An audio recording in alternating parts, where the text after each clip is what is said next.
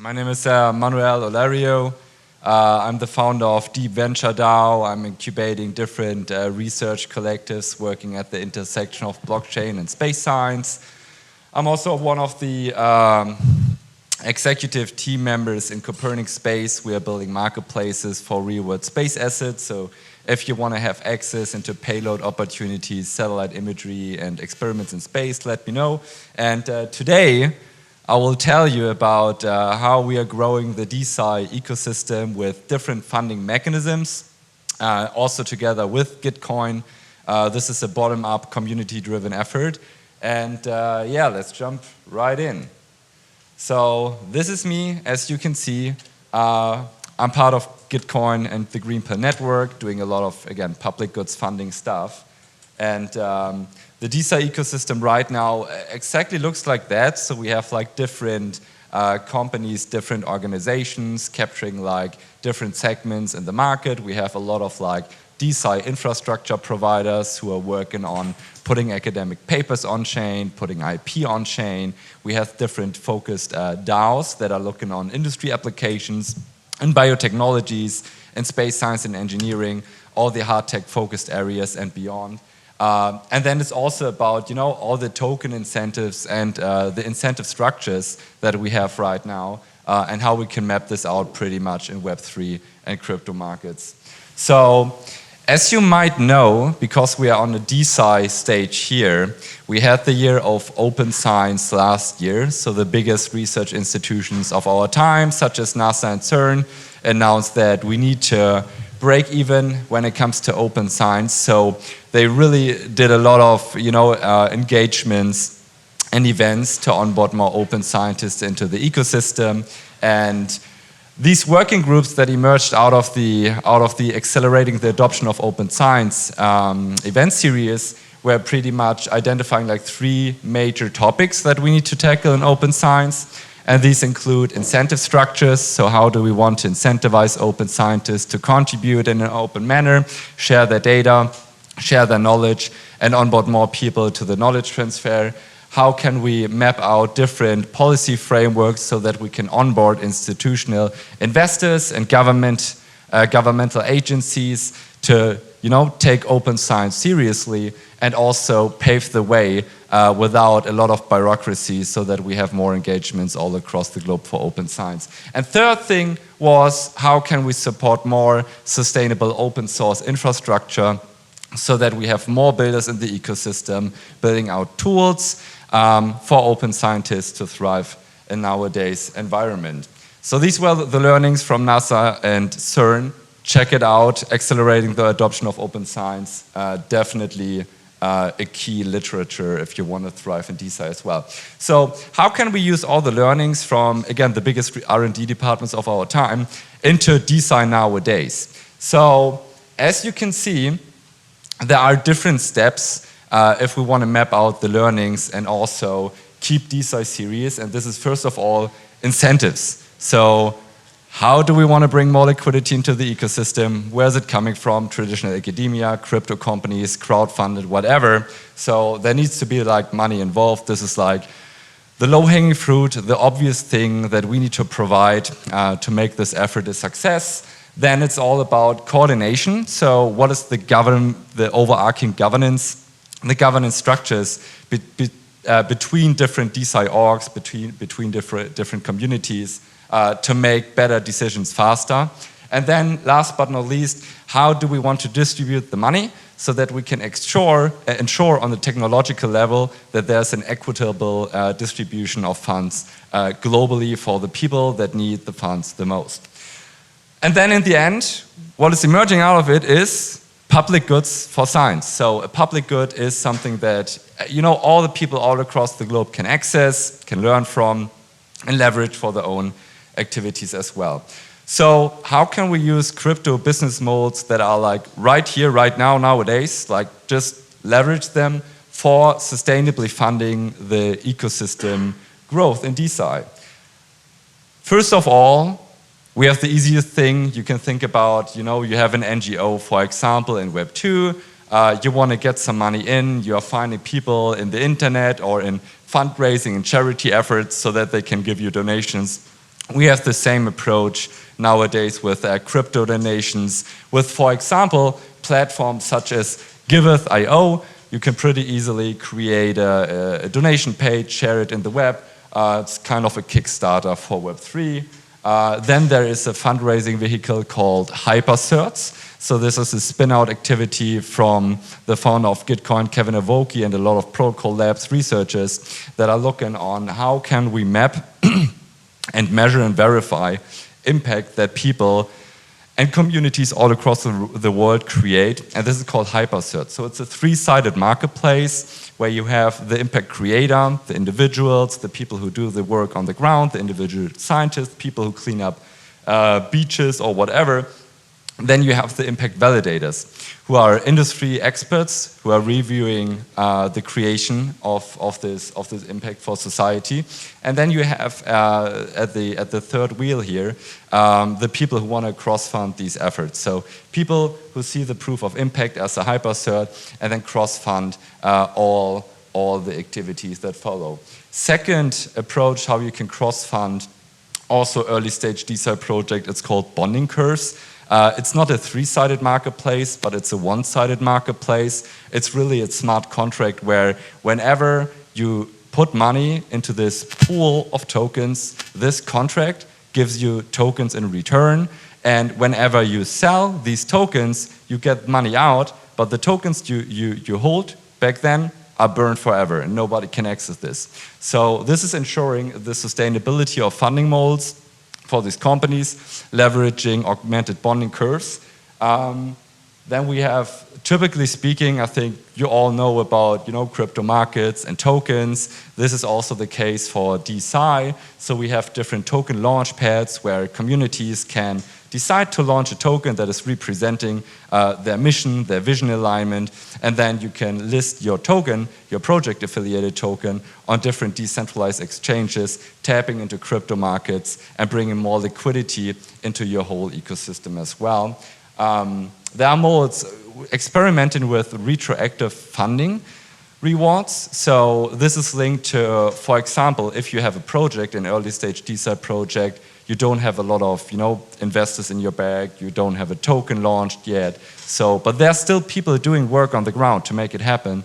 You are documenting everything that you're doing, list all the work of all your contributors, as you can see here in the example of optimism, and then retroactively reward people after, for example, you launched a token, so that they at least have a better feeling after they did all the work and get some money in return. And this worked out pretty well. I mean, they had a multi-million-dollar retroactive funding round here after years and years of protocol work, and definitely one of the success stories, optimism.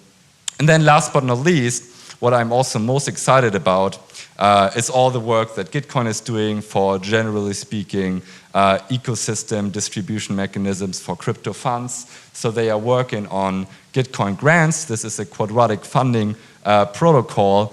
Maybe you heard about quadratic voting. It's literally speaking like a process where instead of having one token, one vote, and then the risk that you have one person owning the majority of tokens, the majority of votes, instead of this having like a flattened curve where the voting power per holder is like capped. So, and you can do the same with funding distribution, with resource allocation. So the more votes someone gets, so the more dollars someone gives a project, it's not giving the majority of the funds in this pool available to projects that are just exploiting the system and attacking the system. So people are raising a lot of money for different ecosystems, different crypto ecosystems here. This is an example of the Gitcoin Grants 20, where we had core rounds regarding open source infrastructure. This was like mainly organized by the Gitcoin team. And then we had a lot of independent community rounds where these crypto communities engaged their community to raise funds. This was called the matching pool. For example, we raised 25K in total for decentralized science from different sponsors. And then there were different independent projects applying for these rounds, they got accepted, and then they raised donations on their own. So every time when they received a donation, the number of individual donors mattered, and the more individual donors you had, also with small money, the more you get out of this matching pool that these communities raised for the ecosystem. So it's a popularity contest in a nutshell. So as you can see here, this crowdfunding mechanism allocates funds based on democratic support favoring many small contributors over single large contributors. This initially started in September 2022 with the DeSci Genesis round on Gitcoin, where there were major names in the ecosystem such as Vitalik Buterin, Protocol Labs, Molecule, Orange DAO, Ethereum Foundation, Springer, Green Pill, etc., who put in total more than $500,000 into the matching pool to actually lift off this whole DeSci ecosystem. And it was a large success, otherwise we would probably not be here today. So here you can see the official announcement by Gitcoin on Twitter, where they said this is the first ever DeSci round on Gitcoin, democratizing access to this early stage blockchain and science projects, enabling, again, the growth of the whole ecosystem. And this was back in September 2022. So what happened after that? Again, this was mainly a centralized round. We had operators who worked with private companies managing everything. After this initial push in September 2022, unfortunately we saw an engagement drop. So nobody really wanted to continue these more or less philanthropic efforts to sustainably grow the ecosystem. So what happened was that there were donors crowdfunding more than 60K. The distribution of the more than 500K happened, and then nobody felt responsible to continue this. So until we had Boris Diakov, the previous DeSci lead at Gitcoin, stepping up, asking around in the ecosystem, and mainly scouting for people who want to continue this.